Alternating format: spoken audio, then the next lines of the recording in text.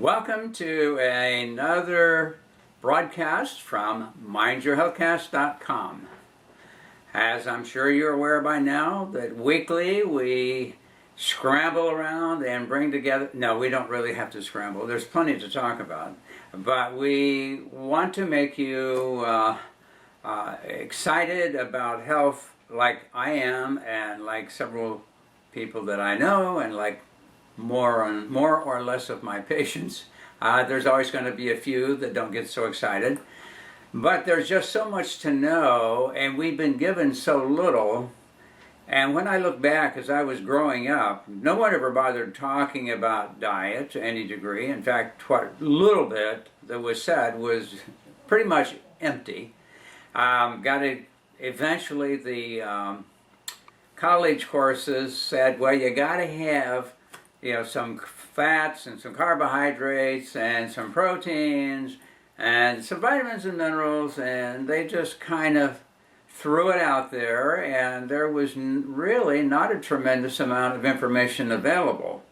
It ended up that all the top biochemists, when I was growing up, had drifted into the pharmaceutical industry and were working to develop more and more drugs that would make lots of money and actually turn off things in our body to make us believe that we were better because we were not experiencing certain symptoms, and we were content to do that. We were content to take that, and of course we were taught that modern medicine, were miracle workers, and we talked about magic bullets and all of those things. So there really wasn't a lot being said because certain things were just thought of as being a given.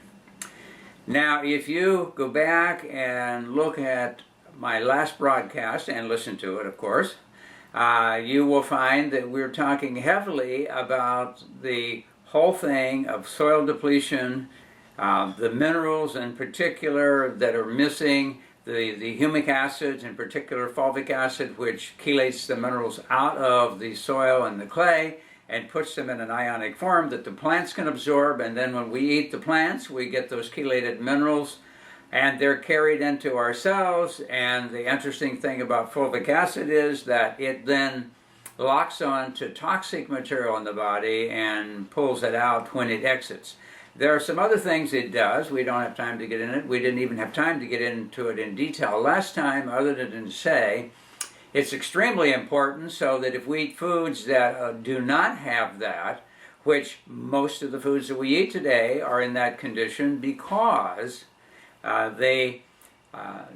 widespread use of insecticides and other types of pesticides, herbicides, etc., have actually killed off the bacteria that grow at the root of the plants in good soil that produces these humic acids. And so we've continually depleted the soil and thrown a few major minerals in, enough to get the plants to grow, and have been eating empty food for years. Now, if you pay attention to the last broadcast, you realize that a lot of the illnesses, in fact, most of the illnesses that we consider to be major problems today are deficiency issues.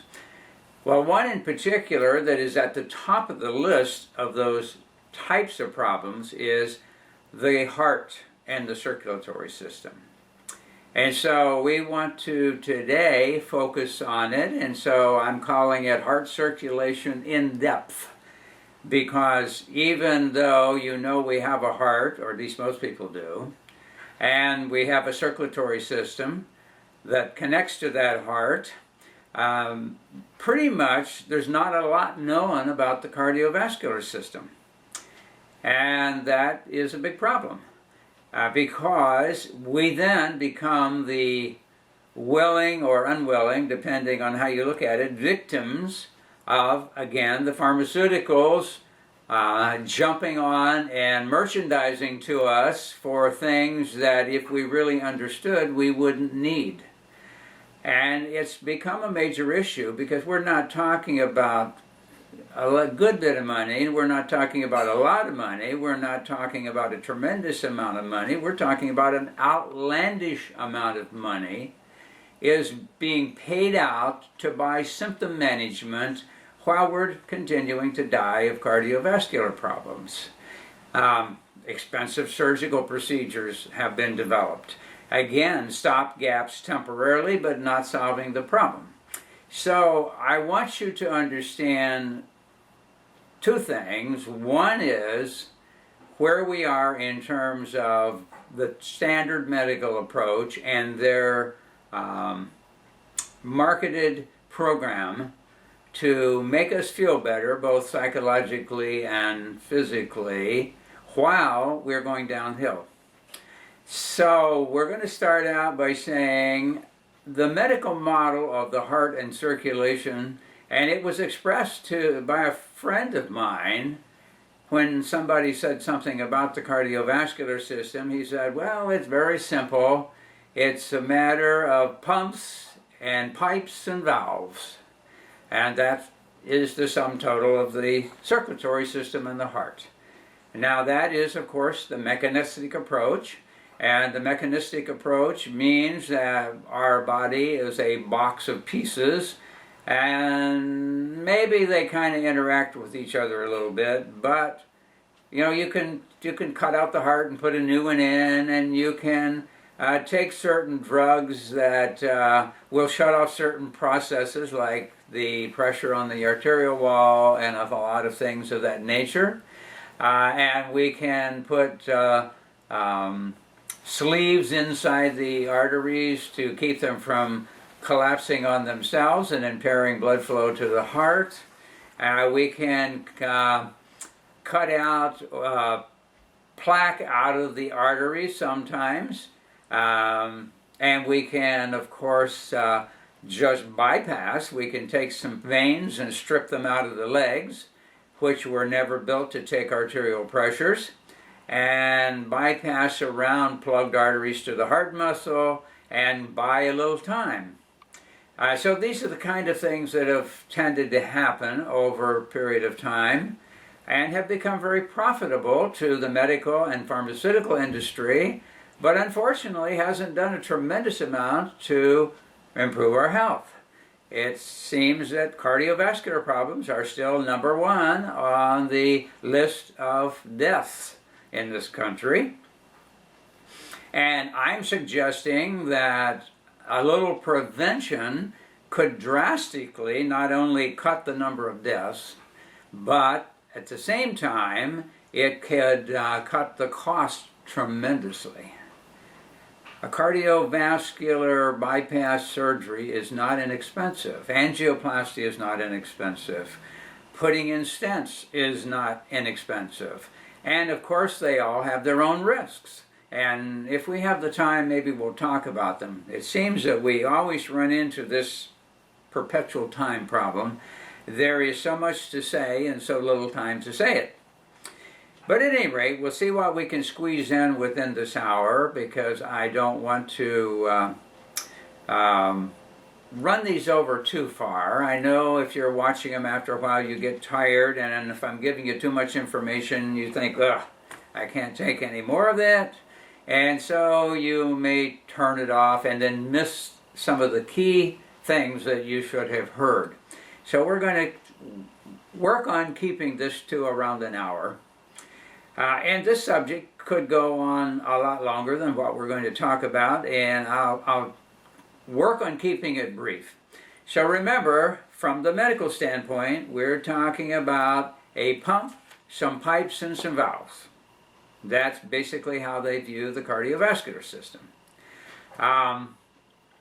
That is emphasized by some of the surgeons, if you read just a standard medical book or textbook on the cardiovascular system, this is kind of the way it's portrayed.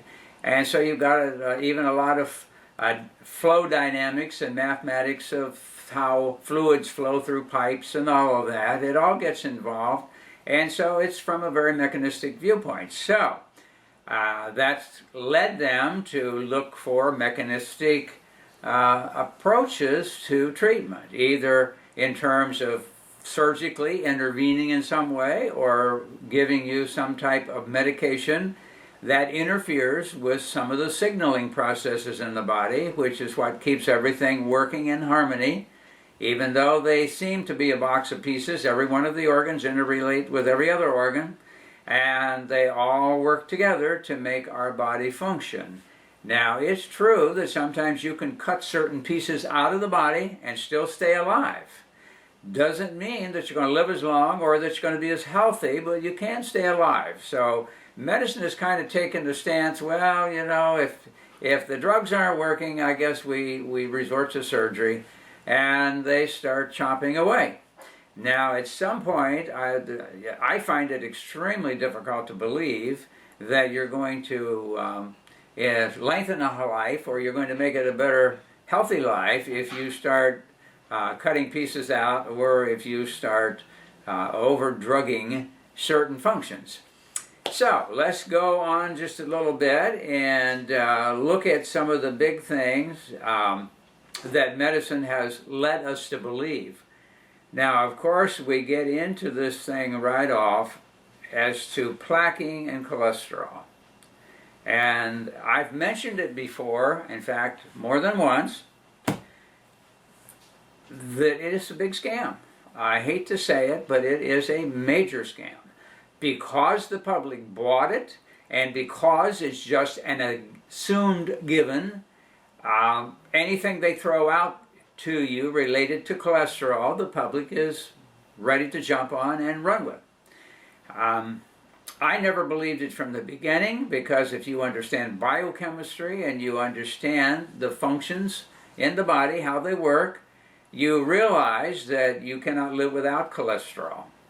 I've mentioned before that it was discovered by the Nazis in the 1930s, or maybe even earlier than that a human body could only live so long without fatty acids, and if you don't have them, you could die.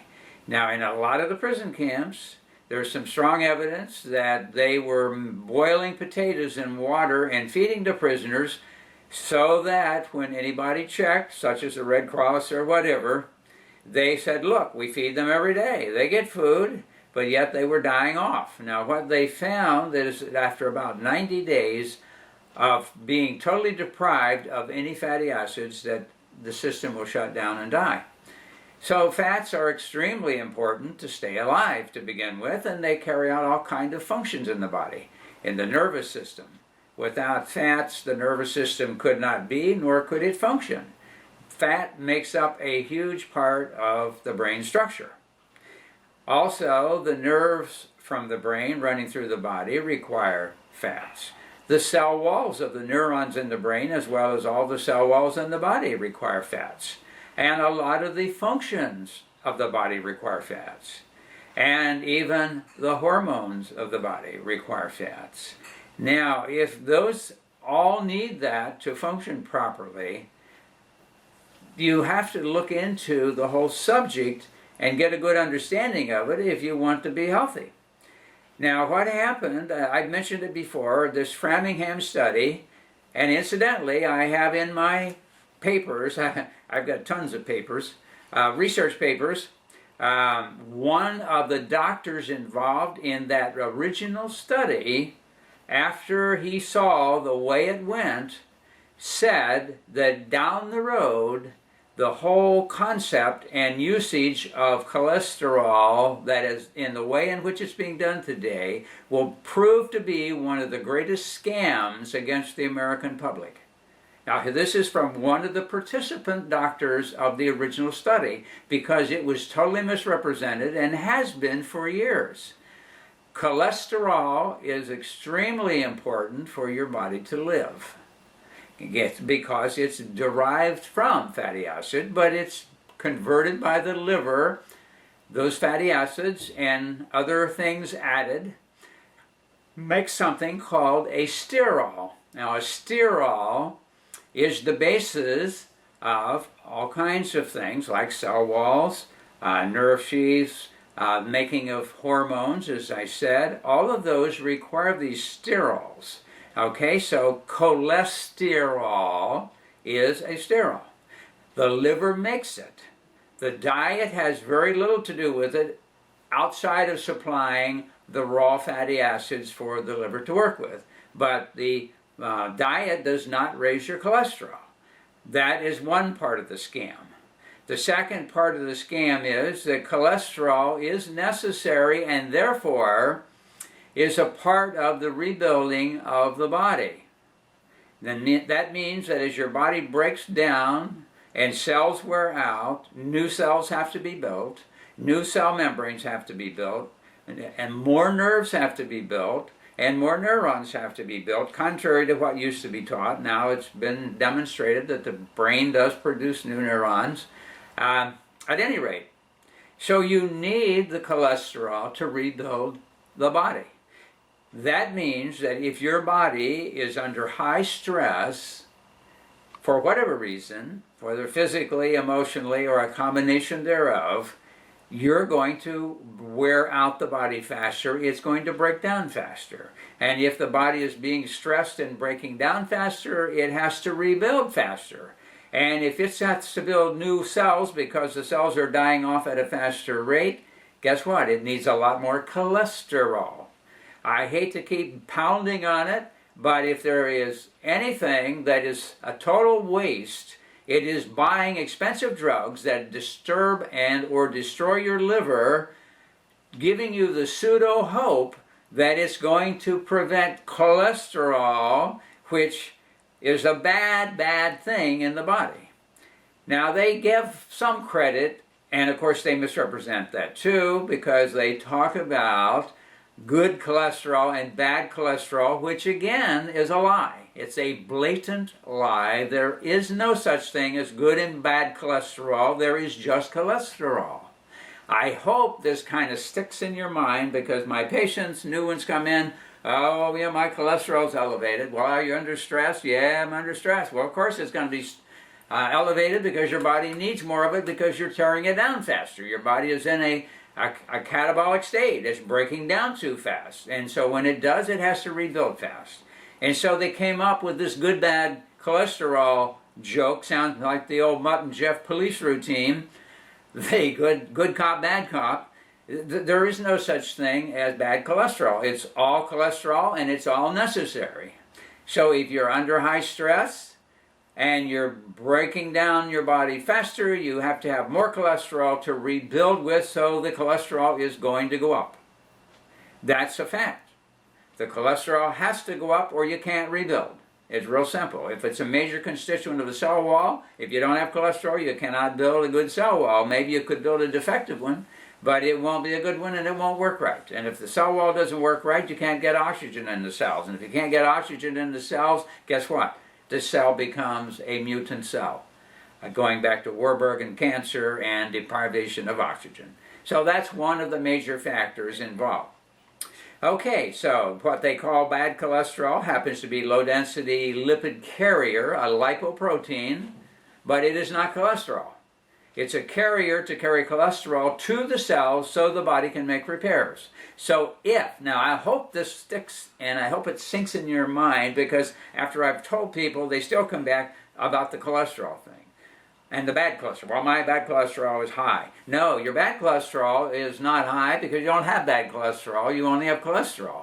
The lipoprotein carrier of cholesterol, the LDLs, are carrying the cholesterol to the cells to help rebuild the cells. So the more cells you're rebuilding, the more you're carrying cholesterol to make the rebuilding happen. And that means that the LDLs are not bad guys. They're an indicator that your body is breaking down fast and is trying to rebuild. Get that clear in your head. LDLs, lipoproteins that carry cholesterol, are not bad. That's what they do. They carry cholesterol. The signal goes to the body, bring on more lipoproteins to carry more cholesterol to the cells, because the cells are breaking down faster and we have to rebuild if you want to stay alive. Okay, I hope that sinks in. I am so tired of hearing about, oh, I have high cholesterol, or I have bad cholesterol, blah, blah, blah.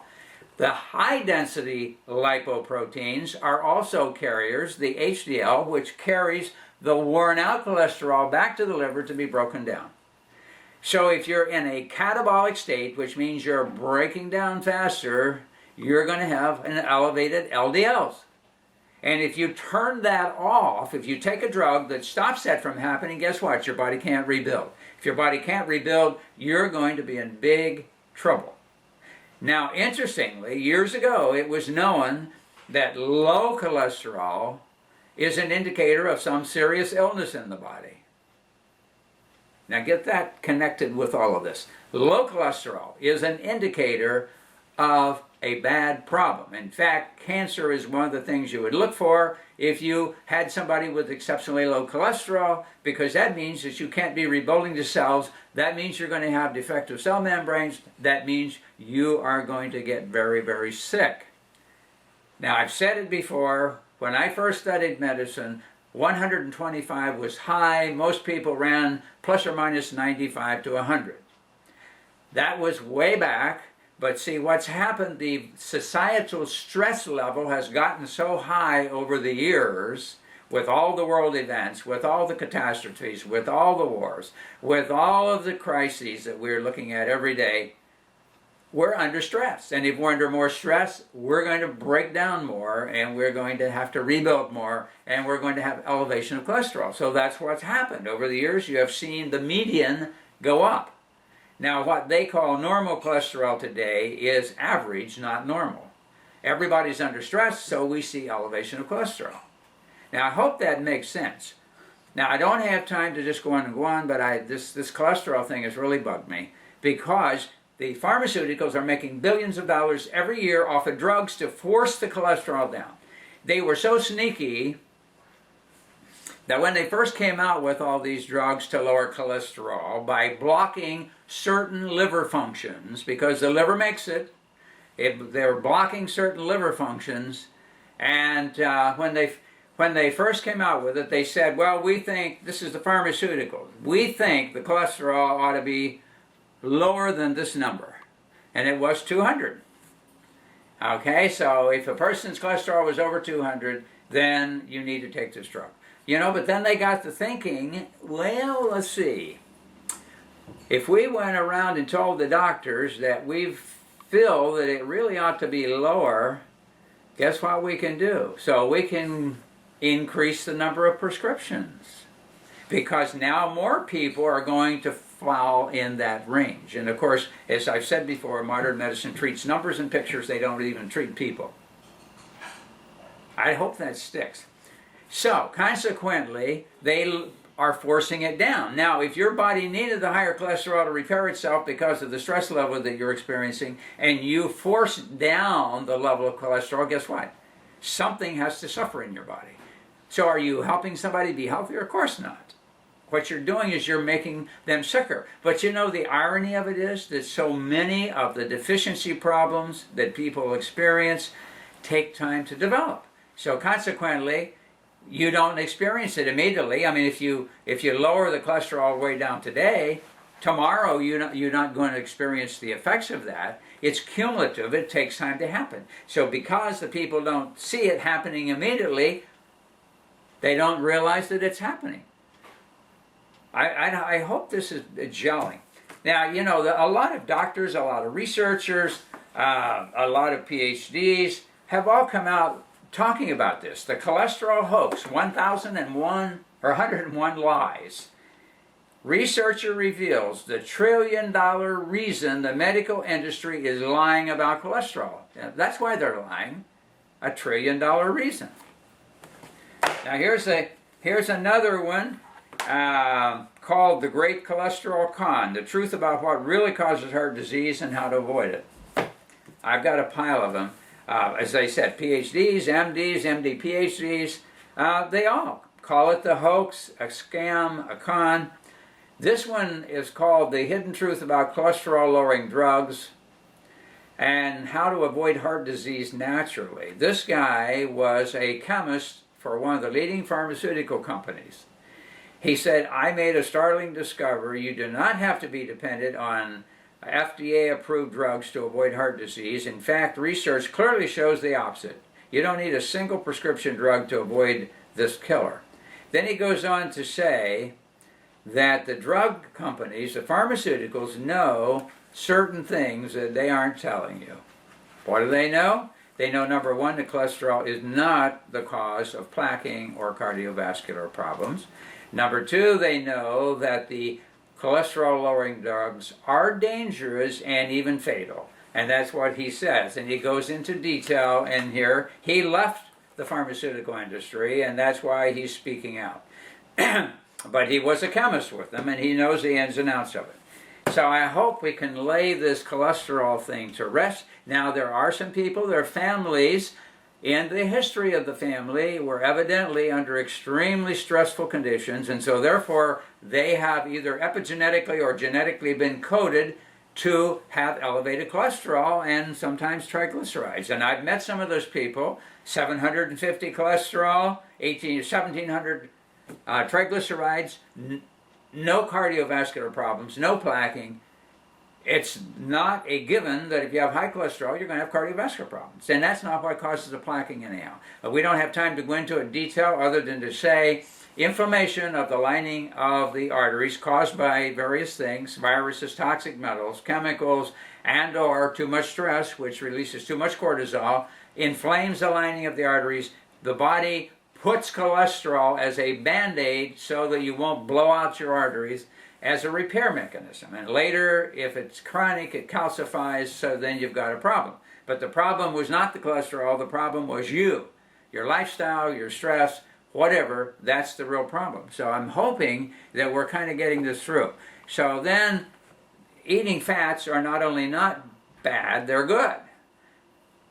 Saturated fats. There's a big book out called Nourishing Traditions. And this is a person who's an expert in diet and biochemistry and so forth, and she has at least two generations or more of people who are raised on saturated fats and all of that. Guess what? They don't have cardiovascular problems. They don't have plaque. They don't have all that stuff. It's part of the big scam. Now the food industry jumped on it too, and they started producing all these terrible fats that produce defective cell membranes and again lead to terrible problems. They're also immunosuppressive, and they know it because the doctors who do organ transplants recommend that their people eat polyunsaturated fats, corn oil and Crisco and Spry, these kind of products. They recommend that they eat those so that they will help depress the immune system. I don't know. I'm just having a great problem. Here you have this one group of doctors saying you got to eat the polyunsaturated oils, don't eat saturated fats, otherwise it's going to make you a problem with cholesterol. Then you got this group of doctors saying, hey, eat these things because they're going to turn off your immune system so you won't reject the organ transplant. So, I mean, it's just crazy. And finally, fish oil was proven to be useful by even regular medicine. So what do? They sell you this fish oil, but guess what? It's cut with polyunsaturated oils. I don't know. I just hope people wake up. So therefore, the heart attacks and strokes, according to medicine, are caused by plaquing and all these terrible problems, high, elevated cholesterol, which is a lie. And therefore, what do? They lead to drug therapies. They do all these drugs to push these down. They're supposed to help you. In some cases, they're giving blood thinners so you don't form clots. They're doing bypass surgery. They're taking veins from the legs, which are not built to take the arterial pressure, and doing bypasses around plugged up cardiac arteries.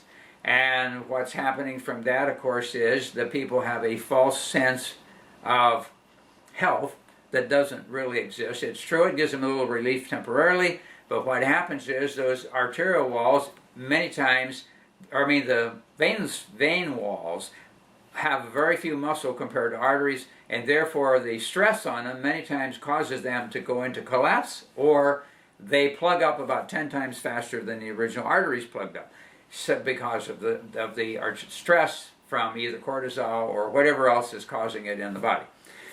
Okay, so then they put stents in to try to keep them open. They have angioplasty, where they put a balloon in and expand the balloon and try to crush that. Of course, they dislodge a lot of junk.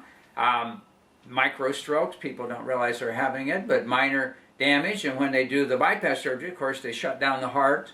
And what happens then is you go on a heart-lung machine, And it used to, I don't know if it still does, it reverses the blood flow and can break off things. And what they don't talk about from bypass surgery is that many people have many strokes, and in a few cases even major or fatal strokes. But they don't talk about that too much, because when you reverse the blood, you dislodge pieces of debris that's sticking on the arterial wall. So anyhow, billions of dollars for all these drugs.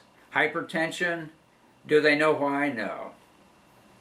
They maybe suggest that it could be stress, but it's nothing definitive with medicine, but they don't care. We got a drug, it's going to push down your heart or your blood pressure. The rhythm, we have to control the rhythm of the heart. So if you got tachycardia, we got a drug that slows it down. If you have bradycardia, we're going to speed it up. If it's beating too soft, like in congestive heart failure, we have a drug like digitalis that causes it to beat harder, and so forth. So we've got all these drugs. All of these problems that we're talking about have a basis in something else. But if you don't take care of the something else, you're just going to manage the symptoms till you die. So the idea is we'll make you feel better until you die. Okay, so it's still a number one cause of death, but there's an interesting thing about cardiovascular problems. If you look back, it ends up that in the late 1800s, the medical books didn't even have cardiovascular problems listed as a problem, because it rarely ever happened. But as we moved into the early 1900s, things started to happen.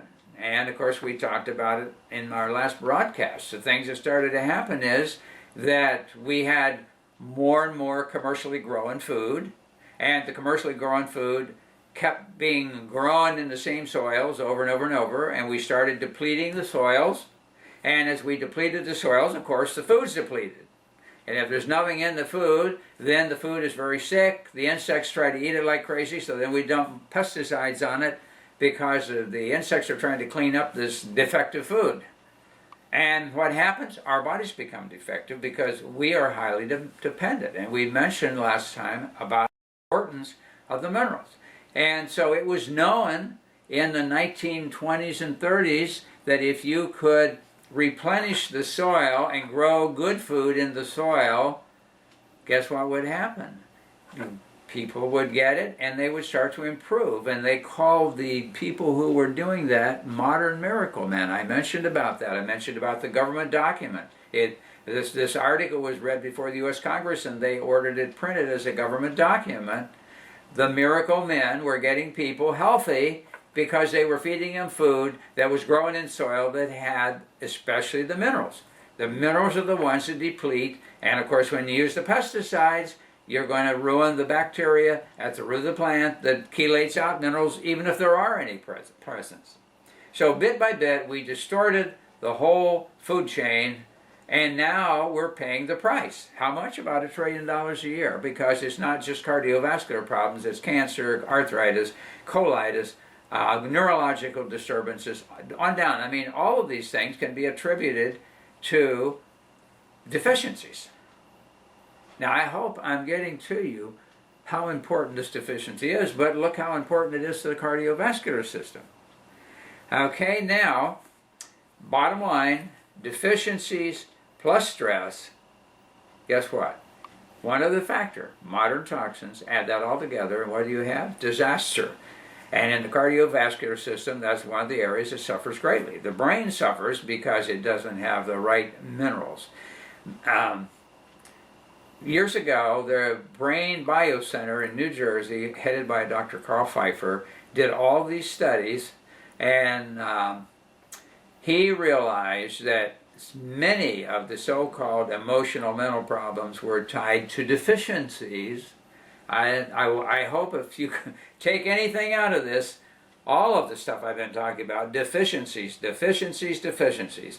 The body is designed to do its job if it has what it needs to do the job with.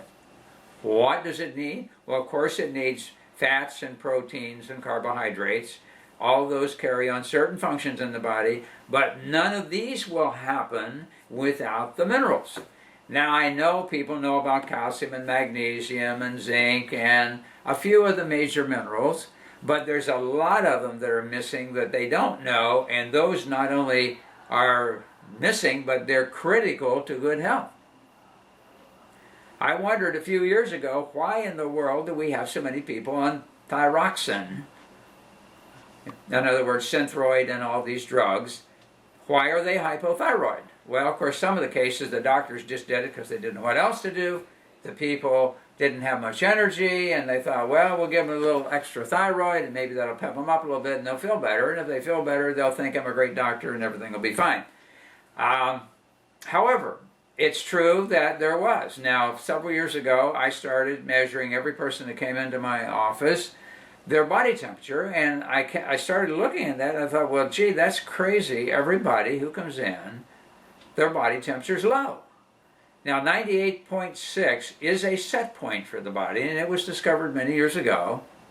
And this was a time when there were still some healthy people around.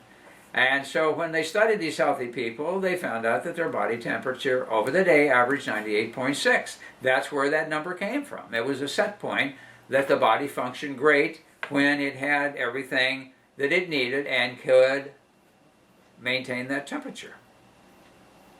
Okay, so that led me to look into it more. I looked into Dr. Wilson and the Wilson syndrome. And of course, there's two Wilson. One's called Wilson disease from another Dr. Wilson, and Wilson syndrome. Wilson disease means there's a genetic issue that causes you to hold too much copper in the liver, which ultimately can be destructive.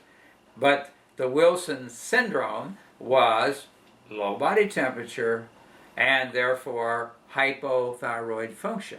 Now, the question is, what's the cause of it? Was it because you don't have enough thyroxine, that your body temperature is low? Or is it because your body temperature is low from a deficiency that therefore also would affect the thyroid?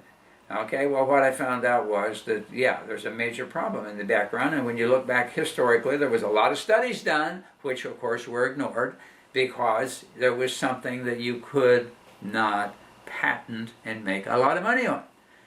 Okay, so the deficiency was primarily iodine and its cofactor, which was selenium in the form of selenomethionine.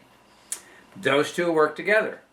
Okay, and without those, the body temperature's down. And I proved it to myself when I gave it to people and their body temperature started coming up, that they were deficient in iodine and selenium. Okay, so that was a major discovery as one of the big problems. And of course, in those cases, you could even have hypo blood pressure, not hyper. And a lot of things happen. The metabolism runs slow because the good thyroxine that's in the T3 form activates or controls the rate of metabolism in the cells from the mitochondria. That's a factor in that. And so iodine was missing. Well, what I found out is missing everywhere, and the amount that's recommended is so minimal that they found years ago, and when I say they, the regular medical establishment found that you only need 150 micrograms of iodine a day to keep from developing a goiter, because I still remember goiters when I was young. People who did not live where the soil had iodine or near the sea where they could get iodine developed goiters, and there was two types. One was the exophthalmic goiter, which swelled way out on your throat like this, or the other time, some other people, it would swell inward and depress their ability to breathe and swallow. And of course, it would affect other things like their eyes and so forth. So there was a whole lot of symptoms from that problem. But what they found is with iodine, they could stop most of that. Not to say there's still not some goiters around, but they found 150 micrograms a day could stop that from happening, so they thought that's all you needed. What they forgot was that there's all these other things in the body that need the iodine. It needs to be inside the cells to make them work right, and to when they wear out, make new cells and then die off. It was needed to protect the breast tissue in women, so the breast took up a large amount of iodine and selenomethionine to stop the development of fibrocystic breast and breast cancer. Same thing in the ovaries, ovarian cysts, and ovarian cancer. Now, interestingly, in Canada for years, the treatment for ovarian cysts is large doses of iodine. a lot more milligrams than the few micrograms that we're talking about would cause the cyst to just disappear. And so the tendency to form cysts in the body in general, I believe, of course, is tied in with the iodine. So that was one of the things we found was a big problem. And when you don't have enough iodine, you can't make the repairs. So what I'm getting at is that nothing is that simple. You need all these things working together to make things happen. And so now all the things I'm talking about up to this point are basically from the mechanical side, and the chemistry side. Okay, you need these minerals to make things happen. And I think I made the case last time, but if you didn't catch it, if you haven't seen the broadcast, or that it didn't click with you, you should go back, because there's a lot of minerals that are important. And we don't have time to go into detail about all the minerals, because I want to talk a little bit about some more issues, and that is that the blood clotting and strokes and something called mass coagulation of the blood, which medicine doesn't tend to deal with, because I'm not so sure whether they know about it or not. That's the last thing that we want to talk about the physical side, because I want to talk about another side of the heart that most people don't know. Okay, now, many years ago, there was a chemist by the name of Thomas M. Riddick. And unfortunately had a very serious MI, heart attack, and he was laid up. Didn't die, but he was laid up for a long time. And as he was recovering, he did a lot of thinking. So he got to thinking about his heart and the circulation, and relating that to what his specialty was, which was, guess what? He was a colloidal chemist. Now, his expertise was used in situations where they want to take stuff out of solution, like water treatment plants and sewage plants and things like that, because it's necessary to clean it up so that you have a clear filtrate left after you've treated. And so as he's thinking about that, he's thinking, well, the blood is a colloid. A colloid is one thing suspended in something else. Okay, so the bloodstream is a liquid, but suspended in the bloodstream are certain solid particles, like red blood cells and white blood cells and platelets and other things that are suspended. Okay, so he knew why they're suspended. And the reason they're suspended is that there is an electrical charge around the membrane or the particle, and that electrical charge has a name called zeta potential. Okay, so he found out, because he made some equipment where he could actually take a sample of blood and measure the zeta potential. He found out that you needed at least to have healthy blood flow, about 70 millivolts of negativity, in other words, a negative charge on the outside of a particle, to make it stay in suspension. Now, how does it do that? It does it because all of these particles are charged with a negative charge, and it's kind of like a magnet. If you bring two like poles together, they repel each other. So if you have a negative charge on every red cell, they push each other apart. And that keeps them in suspension so that they don't collapse. Okay, and that is called zeta potential, and it should be about 70 millivolts. Now, if it drops down too far, suddenly the iron in the hemoglobin in the red cells acts like magnets and causes all those red cells to stick together like a stack of magnets. And when that happens, the blood won't go through the small vessels and the circulation shuts down. So you can have a massive shutdown of the whole vascular system, and of course the outcome of that is death. And so he was able to prove with his studies that certain things that you would take into your body could reduce that voltage and therefore bring on a sudden major collapse of the whole circulatory system. And he was so excited about it, he gathered all of his proof and his measurements and his ways to measure, and he said, I'm sure that the cardiovascular doctors are going to be really excited about this. And he took all of his research and all of his material to them, and guess what? They had no interest. They had drugs. They don't need this stuff. Besides that, there's no money in it. So why worry about something there's no money in? So it ended up, they had no interest, and so only because some other doctors, and one in particular was one out of Ohio by the name of Dr. T.C. McDaniel. He, at 60 years old, had a major heart attack, as they call it, a myocardial infarction, and had all kinds of circulatory problems.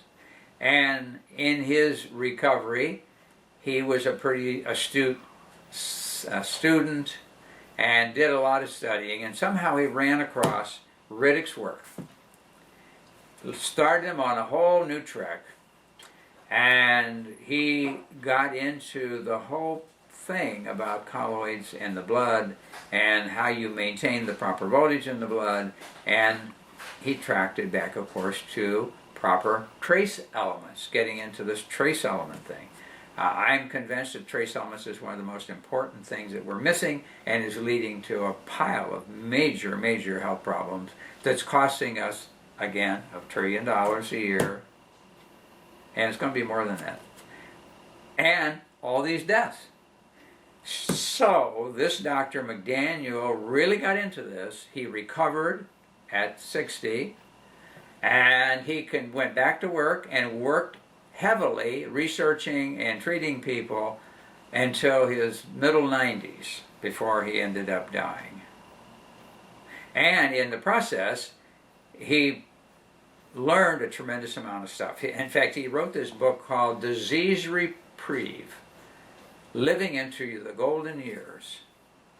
And he did. He lived. He treated his brothers and sisters and his patients, and guess what? He got rid of all these cardiovascular issues. And what he did is available, and it can be monitored from the urine.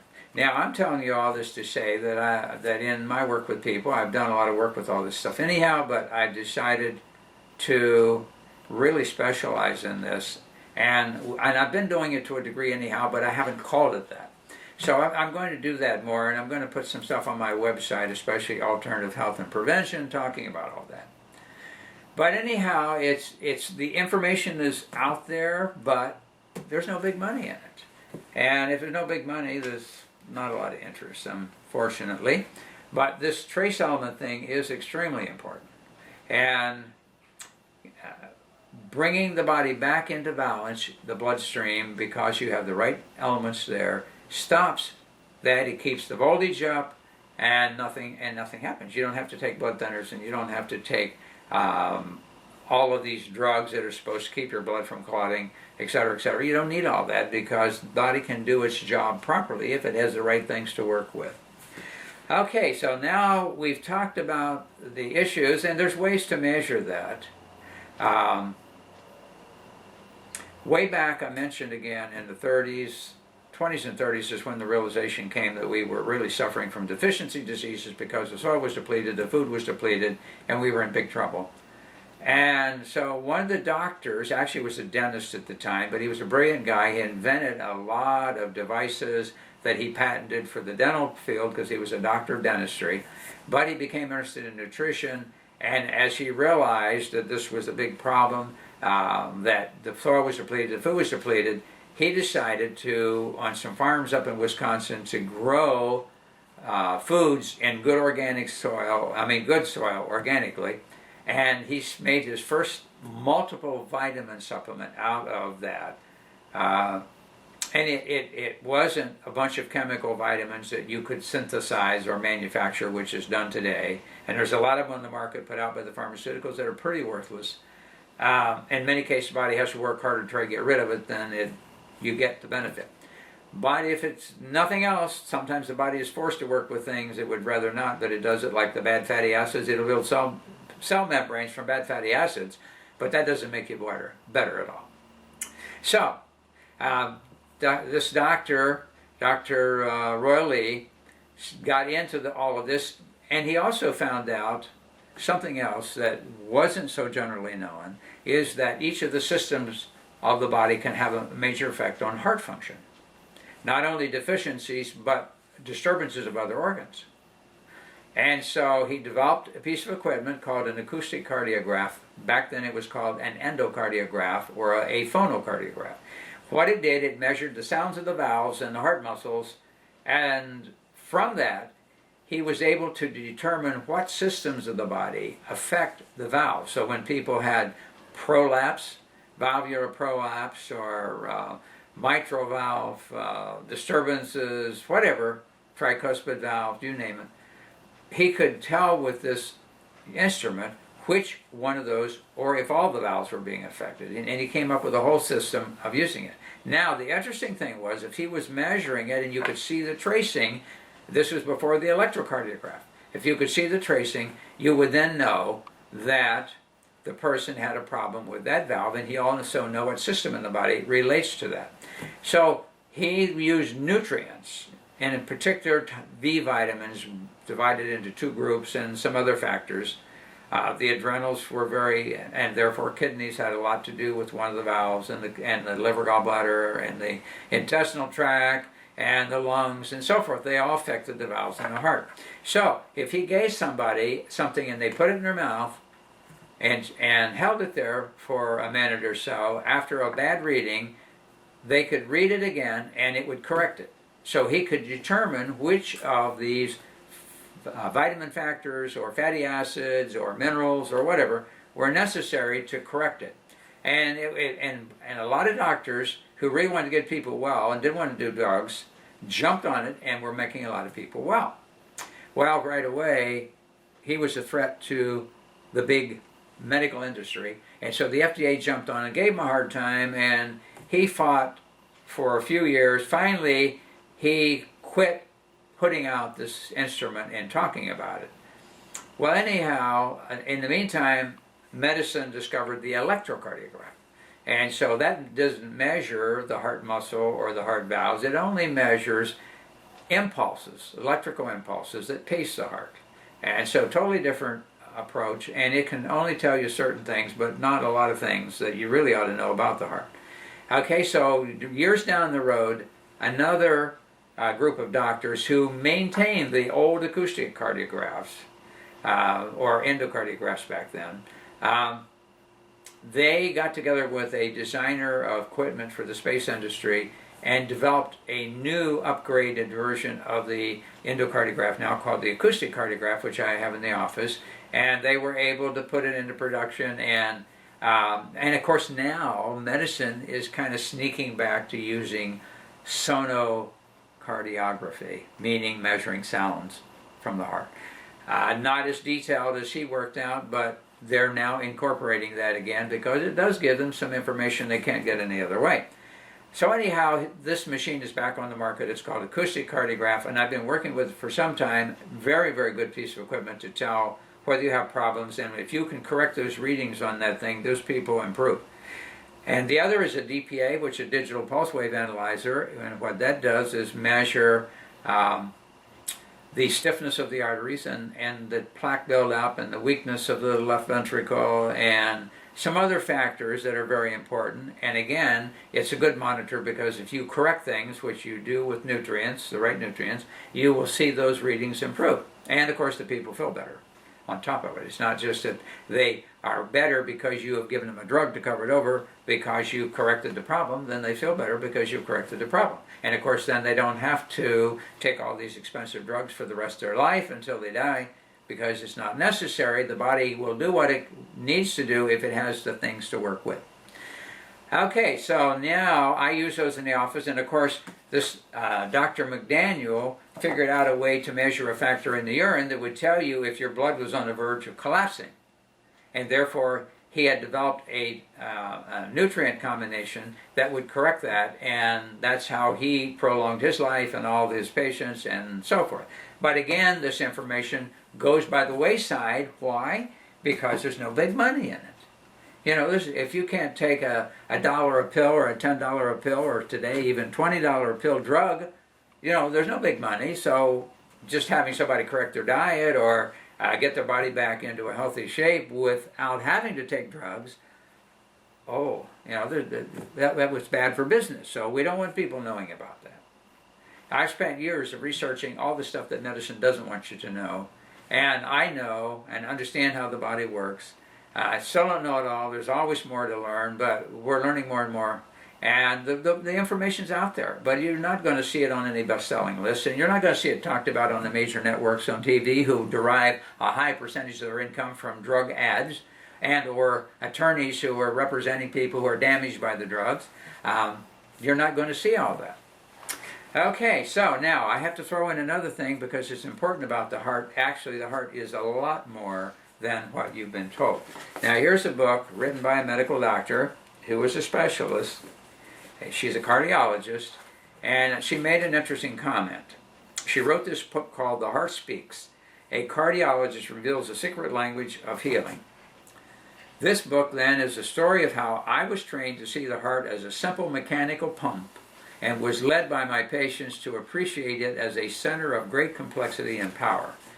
So, she says, in The Heart Speaks, I will explore what patients have revealed to me about the true nature of the multilayered and complex organ by sharing their stories and their lives, as well as the new science that puts the heart at the center of our intelligence, decision-making power, and memory.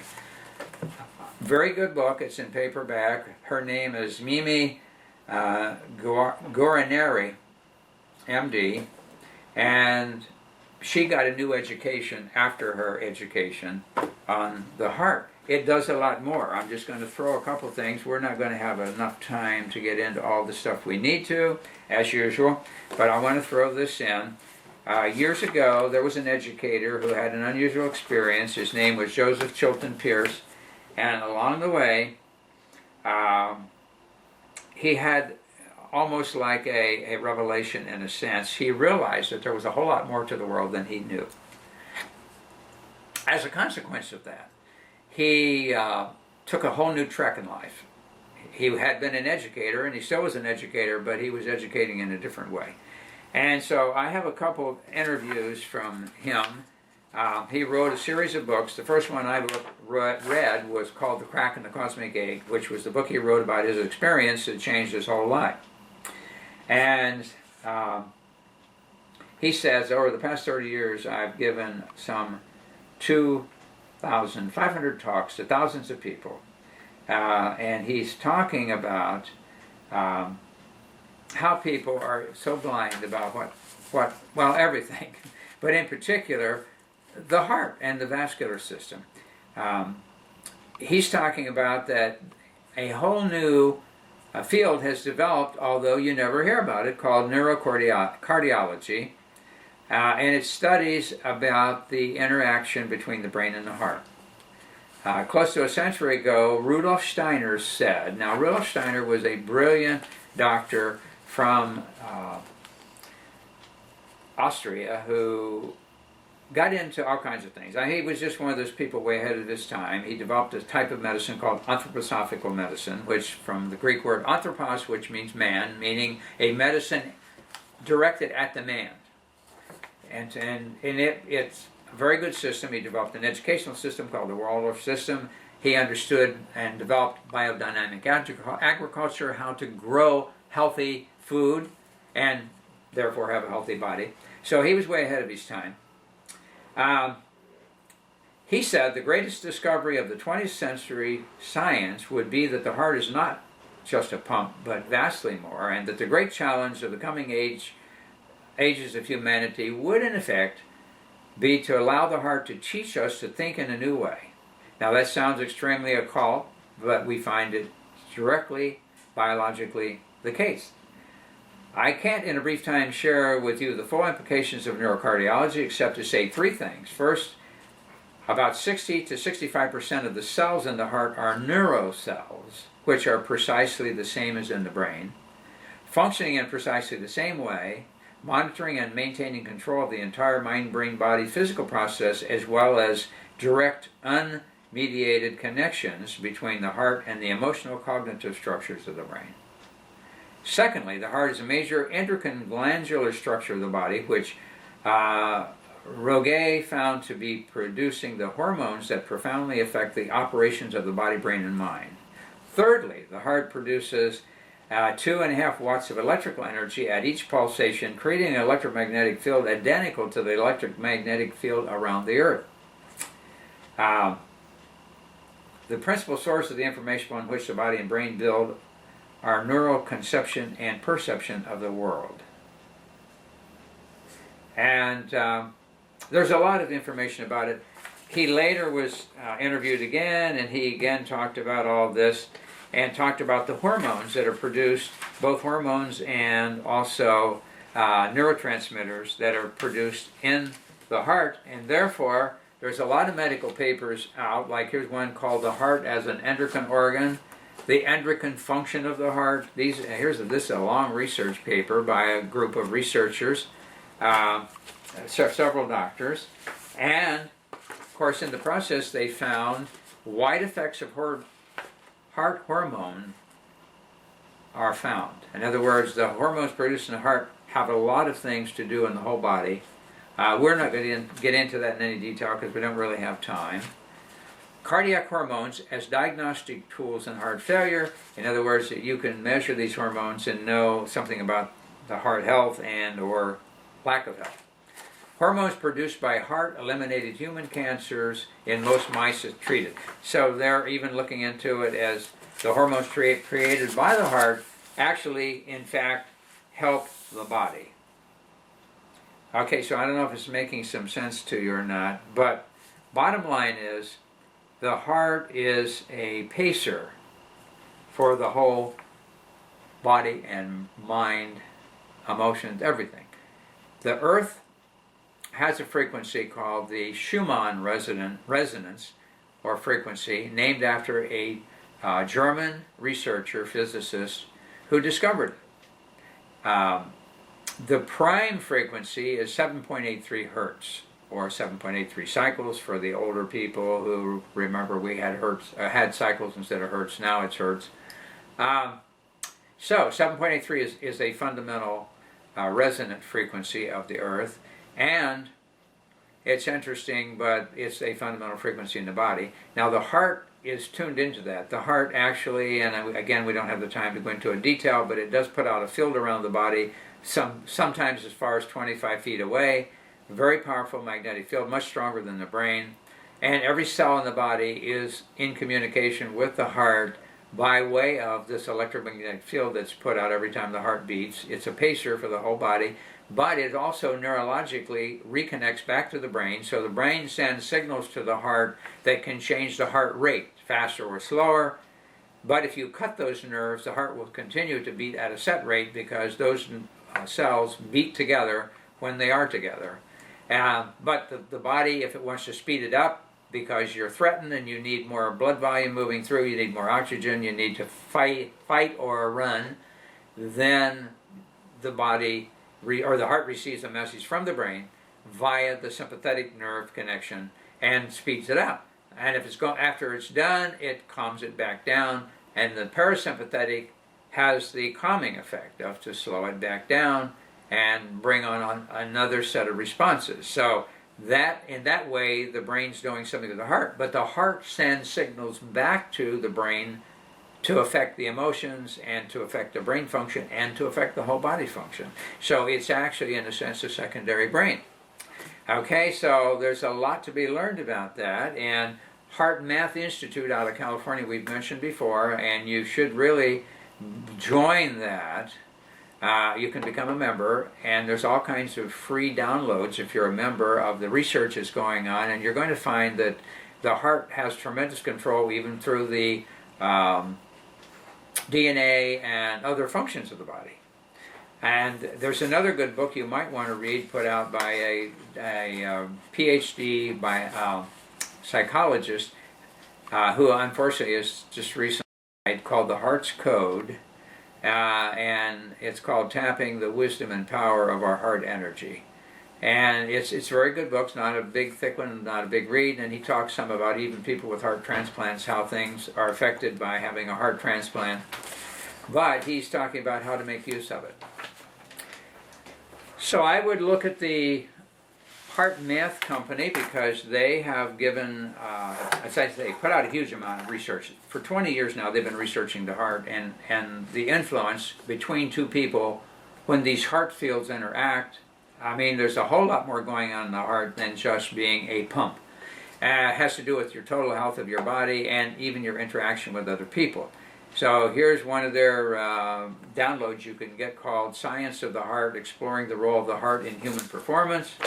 They have put out a piece of equipment. They did a lot and still doing with heart rate variability. They realized that there's micro arrhythmias when the heart is, or the body is incoherent, the heart's incoherent. So you're having irregular waves. When you put it together, train it, you balance the autonomic nervous system, and you can see the change.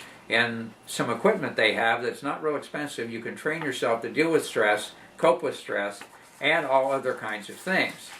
And so there's a lot of science behind this. M-Wave is what it's called. You can get it through there. As I say, if you go to my website, mindyourhealthcast.com, there's a whole page of tools, and there's a banner for Heart Math. You can go right to it. And they're also finding, here's something called a therapist guide, using Heart Math tools with clients with post-traumatic stress, addictions, chronic pain, grief, and loss. All of that can be monitored through the heart and by training the heart. And then now they found that it was even helpful in weight loss. So there's just no end to what's going on. And I'm hoping that I've kind of impressed on you that there's a whole lot more to the heart and how important it is, but not when you've got it drugged, or not when you're cutting the system up and doing all kinds of things to it. You need to go to the cause and solve the problem, which can be solved. And when even on the DPA, which measures arterial stiffness and plaquing buildup, we can do things naturally that take that out. We've been able to prove it. The people have gone back to the cardiovascular doctor, and the plaquing was gone. And he was telling them, you have to have cardiovascular surgery, we got to do bypass surgery, we got to do this. The plaquing was gone, even in the carotids in the throat, and throughout the body, the aorta, the iliac arteries going into the legs, whatever. The information is there. It doesn't have to cost a fortune. We work to make it as inexpensive as possible and to get people really well, and they don't have to take the drugs for the rest of their life. I know it's not good for the drug industry, and I feel sorry for them. They've only made a few $1 trillion off of people every year, but not every year yet, but it will be if it keeps going the way it's going. And there is a solution to all this, and that's what I'm wanting you to understand, that there's a way to be healthy without spending a fortune. And at some point we'll talk some more about some of the other ways that we can get going to be healthy. It was nice being with you again. We've run over a couple of minutes, as always. However, we want you to go to our website, mindyourhealthcast.com. You can click from there. There's a link over to the alternative health and prevention. I'm going to be putting some stuff on there about a program for cardiovascular that you can come in at a reasonable price and get checked out. And we can get you on a program that will correct it, so you're not going to be doing it for the rest of your life. And also, we, as I say, have other tools and books that are on the website you can get. So it was nice being with you again. So keep as healthy as you can until you learn how to be really healthy. And what we want is a better, healthier world at a whole lot less money. Until next time, be healthy.